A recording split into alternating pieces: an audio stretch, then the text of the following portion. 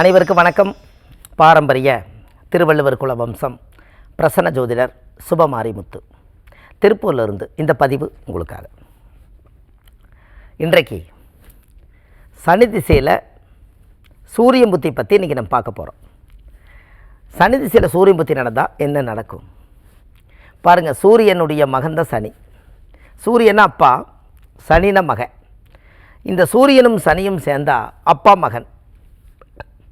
இந்த காலத்தில் சூரியனுங்கிறது ஒரு மிகப்பெரிய வெளிச்சம், சனி என்பது இருட்டு. அதனால் என்ன போச்சுன்னா சூரியன் சனி சேர்ந்தா அப்பாவுக்கு மகனுக்கு ஆகாது, அப்பா சம்பாதிக்கிற சொத்து மகனுக்கு நேரடியாக கிடைக்கிறது கொஞ்சம் கஷ்டம்னு ஒரு சாஸ்திர வழியாக இருக்குது. ஆனால் கடைசியில் பார்த்திங்கன்னா மகன் அனுபவிக்கிறாரோ இல்லையோ பேரன் அனுபவிக்கிறாரல்ல. ஏன்னா அவருக்கு கிடைக்கலைனாலும் அவர் ரத்தம் தானே பேரன். அப்போ இந்த மூல விதைன்னு ஒன்று இருக்கு இல்லையா. யாருக்கெல்லாம் ஜாதகத்தில் சனி சுக்கிரன் சேர்ந்துருக்கோ அவங்களுக்கு அப்பாவுக்கு மகனுக்கு கொஞ்சம் அண்டர்ஸ்டாண்டிங் சின்ன வித்தியாசப்படும், பெருசாக வராது. மனசுக்குள்ளே பாசம் இருக்கு, ஆனால் சண்டை போட்டுக்குவாங்க. அதுக்காக அப்பாவை வெறுக்கிறதெல்லாம் இல்லை, எல்லாம் ஒரு இது தான், ஒருத்தருக்கு ஒருத்தர் அந்த ஹெட் வெயிட்டு தான், வேறு ஒன்றும் கிடையாது. அதாவது இந்த தலையில் கனம் இருக்குதுன்னு சொல்லுவாங்க. இந்த தலையில் கனம் இருக்குதுங்கிறது என்ன அப்படின்னா அதுக்கு பேர் தலைக்கணம் அப்படி சொல்லுவாங்க. அப்படி தலைக்கணம்ங்கிறது ஒரு மனிதருக்கு அப்படி வர்றதல்ல. ஒரு மனிதருடைய ஜாதகத்தில் அவரை யாராவது ஒருத்தர் அவரை கஷ்டப்படுத்தியிருந்தால் அவர் கொஞ்சம் ஹெட் வெயிட் ஆகிக்குவார், அவ்வளோதான். முன்னாடி நாங்கள் இருக்கிற மாதிரி காமிச்சிக்கிறேன்னு சொல்லி அந்த கெத்தை காமிக்கிறதான், வேற ஒன்றும் இல்லை. எல்லாரையுமே பெற்றது 10 மாதம் தானே ஒரு தாய். எல்லாருக்குமே 10 விரல் தான், எல்லாத்துக்கும் 2 கால் தான், 2 கண், 2 மூக்கு, 1 வாய் தான், 2 காது. இப்போ இந்த பிறப்பு என்னென்னா ஒரே யூனிஃபார்மாக தான் இருக்குது. இதில் வித்தியாசப்படுறது என்னென்னா முகங்கள் அதிசயமாக இருக்குது. அது கடவுளோட ரகசியம். அது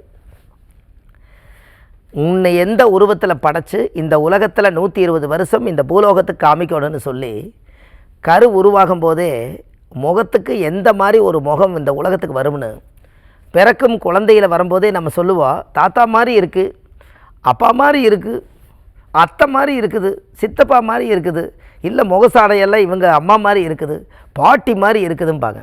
கடைசியில் பார்த்திங்கன்னா இத்தனை உருவத்தையும் அந்த முகத்தை வச்சு சொல்லுவாங்க. கடைசியில் ஒரே ஒரு முகம், ஒரு உருவமாக தான் வரும். இந்த உருவம் எடுத்து இந்த உலகத்துக்கு வரும்போது ஒரே உருவம், ஒரு சாடை இருக்கும், அவங்க வம்சாவளி சாடை இருக்குது. நம்ம உயிரோடு இருக்கிறவங்கள வச்சு நீங்கள் கணக்கு போடுறீங்க, அவங்க காலமானவங்களுடைய ஜீவனோட முகமாகவும் வந்துடும். ஒருத்தர் சொல்லுவார், உங்கள் தாத்தா ஒரு காலத்தில் செத்து போயிட்டார்ப்பா, ஆனால் அந்த தாத்தாவுடைய முகமும் உன்னோட முகம் ஒன்று, ஆனால் அவர் காலமாயிட்டார் அப்படிம்பாங்க. அப்போ அந்த தாத்தாவை அந்த குழந்தை பார்த்துருக்காது. எப்படி தாத்தாவை அந்த குழந்தையே பார்த்துருக்காது, ஏன்னா பிறக்கும் குழந்தை எப்படி தாத்தாவை பார்க்கும். ஆனால் அந்த தாத்தா மாதிரி இருக்குன்னு தாய் சொல்லி அந்த குழந்தை புரிஞ்சுக்கும். அதனால் என்ன அப்படின்னு கேட்டிங்கன்னா இந்த உலகத்தில் ஒரு குழந்தைகளுடைய அதிசயங்களும் கூட கிரகம்தான் முடிவு பண்ணுது. அதில் சனி திசையில் சூரியன் புத்தி நடந்தால் ஒரு ஜாதகத்தில் நீங்கள் எப்போவுமே எல்லாரும் விளக்கு போடுவாங்க, பார்த்துருக்கீங்களா? மண் விளக்கில் விளக்கு போடுவாங்க, பித்தாளை விளக்கில் விளக்கு போடுவாங்க, வெள்ளி விளக்கில் விளக்கு போடுவாங்க, கொஞ்சம் வசதி படைச்சிருந்தால் தங்கத்துலேயும் கூட விளக்கு போடுவாங்க. ஆனால் பச்சரிசி மாவுலையும் கூட உருவம் பண்ணி விளக்கு போடுவாங்க. ஆனால் சனி திசையில் சூரியன் புத்தி யாராவதுக்கு ஒருத்தருக்கு நடந்துச்சுன்னா கல்லில் விளக்கு போடுங்க. கருங்கல்லில் விளக்கு செஞ்சு சிற்பக்கலை கூடத்துக்கு போனீங்கன்னா விளக்கு கல்லிலேயே செஞ்சு கொடுப்பாங்க. அந்த கல்லில் ஒரு விளக்கு வாங்கிட்டு அதில் நல்லெண்ணெயை ஊற்றி திரிய போட்டு உங்களுடைய பிரார்த்தனையெல்லாம் வேண்டி, எனக்கு இந்த சனி திசையில் சூரியன் புத்தி நடந்தால் எனக்கு கல் விளக்கில் நான் தீபம் போடுறேன், என்னுடைய வாழ்க்கை நல்லா இருக்கும்னு சொல்லி எல்லாத்துக்கும் வேண்டுதல் வைங்க. நீங்கள் அதுலேருந்து உங்களுக்கு ஃபஸ்ட் கிளாஸாக இருக்குது. இந்த ஆதிகால பரிகாரத்தினுடைய ரகசியமே என்னென்னு கேட்டிங்கன்னா, இப்போ நீங்கள் கேட்கலாம், அது ஏங்க இத்தனை விளக்கை தாண்டி கல் விளக்கில் கொண்டு போய் விளக்க போட சொல்கிறீங்களே, கருங்கல் விளக்கு போட சொல்கிறீங்க, கருங்கல் விளக்கில் போட சொல்கிறீங்க, ஏன் உங்களுக்கு குத்து விளக்கில் போடக்கூடாதா, வெள்ளி விளக்கில் போடக்கூடாதா, மண் விளக்கில் போடக்கூடாதா, பச்சரிசி மாவில் விளக்கு செஞ்சு போடக்கூடாது, அது என்ன கருங்கல் விளக்கு? அது கேட்பாங்கல்ல. சனினா பாறை, சனினா கருங்கல், சூரியன்னா தீபம், நல்லெண்ணெய்னா சனி. அப்போ சனின்னா கருங்கல் பாறையை உடச்சி தானே கருங்கல்ல விளக்கு வைக்கிறாங்க. அப்போ கருங்கல்லில் விளக்கு வச்சா அப்போ சனி சம்மந்தப்பட்டிருதா? இந்த சூரியன் என்பது நெருப்பு, அதனால் நல்லெண்ணெய் ஊற்றி திரிய போட்டு இந்த சூரியன் பருத்தி பஞ்சு வந்து சூரியன் அப்படின்னா பாருங்கள், பருத்தி வந்து எப்பவுமே சூரியனோட ஆதிக்கம். அப்போ சூரியன் என்பது தீபம், தீபத்துக்கு ஒரு பொருள், அந்த திரிக்கு ஒரு பொருள். அப்போது திரியை போட்டு நல்லெண்ணெய் ஊற்றி தீபத்தை போட்டால் இங்கே சூரியனும் சனி சேர்ந்துக்கும். இதில் விளக்கு எரிஞ்சதுன்னா சனியும் சூரியனும் சேர்ந்து அந்த யோகத்தை வேலை செய்யும். அப்போ உங்களுக்கு இடம், வீடு, வாசல், சொத்து, சோகம், மனைவி, மக்கள், வசதி வாய்ப்புகள், ஆடம்பரங்கள் எல்லாமே கிடைக்கும். இது எப்போ நடக்கும்? சனி திசையில் சூரியன் புத்தி நடக்கிறவங்க கருங்கல் விளக்கில் தீபம் போடலாம். 1, ஜாதகத்தில் சூரியனோட சனி சேர்ந்துருக்கிறவங்க கருங்கல் விளக்கு தீபம் போடலாம். 2, அதுக்கு அடுத்தது சிம்மத்தில் சனி யாராவதுக்கு இருக்கும், அவங்க கருங்கல் விளக்கில் தீபம் போடலாம். இவங்களுக்கெல்லாம் வேலை செய்யும். அதுக்கு அடுத்தது சனி வீட்டில் சூரியன், மகரத்துலேயோ கும்பத்துலேயோ சனி இருக்கிறவங்க கருங்கல் விளக்கு தீபம் போட்டால் கருமா குறையும். எப்படி? இது எல்லாம் தாங்க தேட கிடைக்காத பொருள்கள். எங்கே கிடைக்க சொல்லுங்கள்? இது என்ன, எந்த புக்கை பார்த்து நம்மளால் சொல்ல முடியும் சொல்லுங்கள்? யாரோ முன்னோர்களுடைய ஜீனில் யாரோ படித்து வச்சதை இவ்வளவும் மனப்பாடம் பண்ணி சொல்லிட முடியுமா? இல்லையே.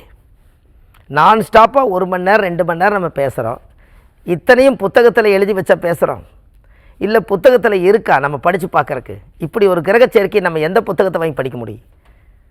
எல்லாமே கலைவாணி சரஸ்வதி நாவலை குடியிருக்கும் போதே, பிறக்கும் போதே நம்ம முன்னோர்கள் ஜீனில் ஏற்கனவே எழுதப்பட்ட விதி. அவங்கெல்லாம் அந்த காலத்திலே நாம் போன ஜென்மத்திலே நிறைய படித்து மனப்பாடம் பண்ணி வச்சுருந்துருப்போம். சாவியை தொலைச்சி போட்டோம். இப்போ அந்த சாவியை போட்டோன்னே கீ ஆன் ஆயிடுச்சு, அது வாட்டுக்கு வருது, அவ்வளவுதான். இல்லைன்னா எப்படி வரும் சொல்லுங்கள்? இப்படி எப்படி பேச முடியும்? ஒரு ஞான சக்தி இல்லாமல் நீங்கள் எப்படி பேச முடியும்? அப்போ இது பிரபஞ்சத்துக்கும் கடவுளுக்கும் தானே நன்றி சொல்லணும். 3வது தான் பெற்ற தாய் தந்தைக்கு சொல்லணும். இந்த பிரபஞ்சம் நம்மளை இயக்குது, 9 கிரகங்கள் நம்மளை பார்க்குது. இதுக்கு பெற்ற தாய் தந்தை வயிற்றில் வெளியில் நம்ம வந்து இயங்கிட்டு இருக்கிறோம். அப்படின்னா பாருங்கள், இந்த உலகத்துக்கு நாம் ஏதோ விஷயத்தை ஒரு இன்ஃபார்ம் பண்ண வந்திருக்கோம். அது உண்மையிலையுமே நடந்துச்சுன்னா அது கன்ஃபார்மாக நீங்கள் நம்பிக்கலாம். அதை இன்ஃபார்ம் ப்ளஸ் கன்ஃபார்ம்.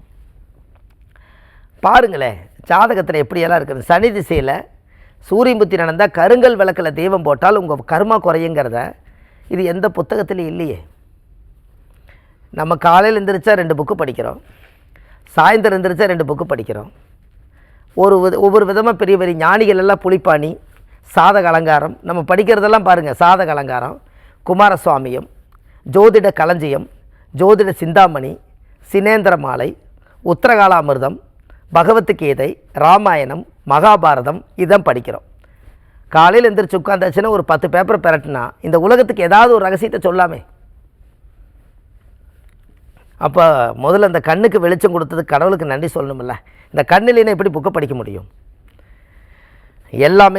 எல்லாமே மிராக்கள் தாங்க. ஒரு மனித பிறப்பு அற்புதமான பிறப்பு. இருக்கும் காலத்தை வேஸ்ட்டு பண்ணாமல் இருப்பதை வைத்து சிறப்புடன் வாழ கற்றுக்க வேண்டியதான். அதனால் இந்த சனி திசையில் சூரிய புத்தி நடந்தால் கருங்கல் விளக்கில் தெய்வம் போடுங்க. வாழ்க்கையில் நீங்கள் எப்படி இருக்கீங்கன்னு பாருங்கள் என்று சொல்லி எல்லாம் இந்த ஆதிகால பரிகார புத்தகத்தில் பாகம் 1 அடுத்த பாகம் 2 எழுதுகிறேன். மக்களுக்கு எல்லாம் போய் சேரட்டும். வீடு வீடாக கொண்டு போய் சேர்த்திருச்சு. இந்த புத்தகம் எல்லா வீட்டுக்கும் போயிடுச்சு.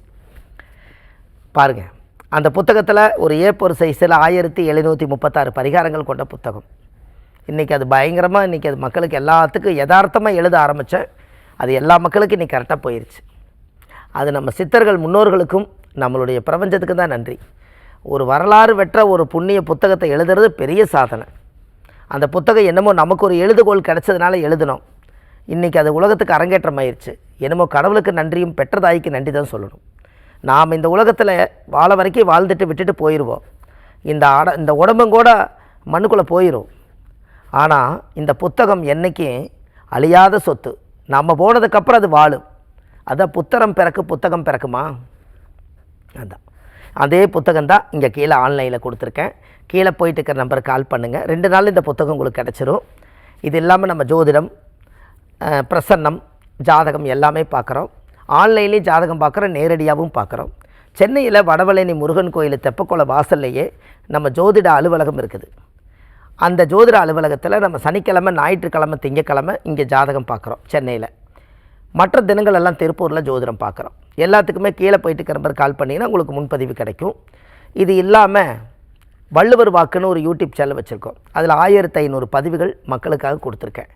அதை போய் நீங்கள் பார்த்தீங்கனாலே இந்த ஒரு பதிவு கேட்குறதுக்கு 1500 பதிவு நீங்கள் அதில் போய் கேட்கலாம். அது இல்லாமல் நம்ம காசி, ராமேஸ்வரம், திருச்செந்தூர்னு சொல்லி விஸ்வாமித்திர கோயில் எல்லா பக்கம் மக்களை அழைச்சிட்டு போகிறோம். அழைச்சிட்டு போய் கடவுளோட ஆசீர்வாதத்தை வாங்கி கொடுக்குறோம். எல்லாத்துக்குமே கீழே அந்த நம்பருக்கு கால் பண்ணுங்கள், உங்களுக்கு எல்லா விஷயமும் தெளிவாக கிடைக்கும் என்று சொல்லி, பாரம்பரிய திருவள்ளுவர் குல வம்சம், பிரசன்ன ஜோதிடர் சுபமாரிமுத்து, வாழ்வது ஒரு முறை, வாழ்த்தட்டும் தலைமுறை. நன்றி, வணக்கம்.